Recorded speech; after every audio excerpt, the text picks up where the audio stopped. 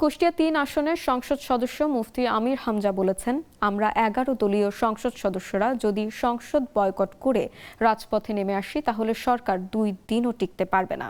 গতকাল বিকেলে ১১ দলীয় ঐক্যের উদ্যোগে কুষ্টিয়া পৌরসভার বিজয় উল্লাস চত্বরে জুলাই গণ অভ্যুত্থানের দ্বিতীয় বার্ষিকী উপলক্ষে আয়োজিত মিছিল ও সমাবেশে তিনি এই মন্তব্য করেন। তিনি বলেন, দেশের স্বার্থে সরকারকে সঠিকভাবে দেশ পরিচালনা করতে হবে। জুলাই সনদ বাস্তবায়নে তাদের কোনো আপত্তি নেই। তাহলে সরকার কেন এ বিষয়ে উদ্যোগ নিচ্ছে না, এমন প্রশ্নও তোলেন তিনি। পরিস্থিতি নিয়ন্ত্রণে রাখার আহ্বান জানিয়ে তিনি অভিযোগ করেন, তা না হলে জনগণই সিদ্ধান্ত নেবে।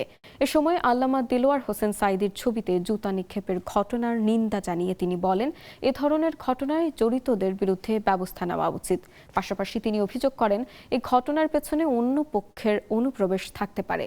জুলাই যোদ্ধাদের প্রসঙ্গে তিনি বলেন, জুলাই সনদ বাস্তবায়নের জন্য তারা মন্ত্রণালয় পর্যন্ত চেষ্টা করেছে, তবে সরকার এ বিষয়ে কার্যকর পদক্ষেপ নিচ্ছে না বলেও অভিযোগ করেন তিনি।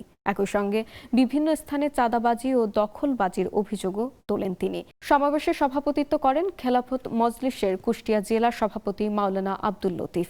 বক্তব্য দেন কুষ্টিয়া ৪ আসনের সংসদ সদস্য আফজাল হোসেন, জেলা জামায়াতের ইসলামী সেক্রেটারি এনামুল হক, এনসিপির কুষ্টিয়ার প্রধান সমন্বয়কারী জান্নাতুল ফেরদৌস টনি সহ ১১ দলীয় ঐক্যের নেতারা।